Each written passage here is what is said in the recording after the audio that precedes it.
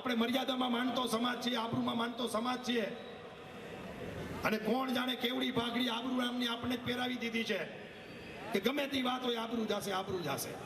ઘણા મિત્રો મને કે મનોજભાઈ મારી આબરૂ જાય, મેં તું કરે શું કે પાનનો ગલ્લો હલાવું છું, ચાની કેટલી હલાવું છું, દાબેલીની લારી હલાવું છું. અરે ભલા માણા, તારા ઘર ઉપર આવી ગયો ને તું આબરૂની વાત કરેશ? એમ કે હું મને બીક લાગે છે ને મારી ફાટે છે આ લુખ્ખા વાને, કહેવાની તૈયારી હોવી જોઈએ. મેં કીધું અને અમે તમારી જોડે છે. હું તમને આ સમાજને અહીંથી આહવાન કરું છું, કોઈ જબરબંધીનો દીકરો આ વિસ્તારમાં નથી.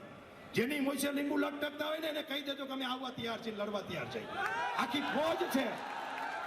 અને જે મિત્રો રાતે 400-500 બાઇક લઈને આવ્યા હતા ને બધા આ દાંડિયા બંધ કરાવવા, એ બધાને ખૂબ ખૂબ ધન્યવાદ છે. તમારા કારણે આજે આ કાર્યક્રમ થયો છે.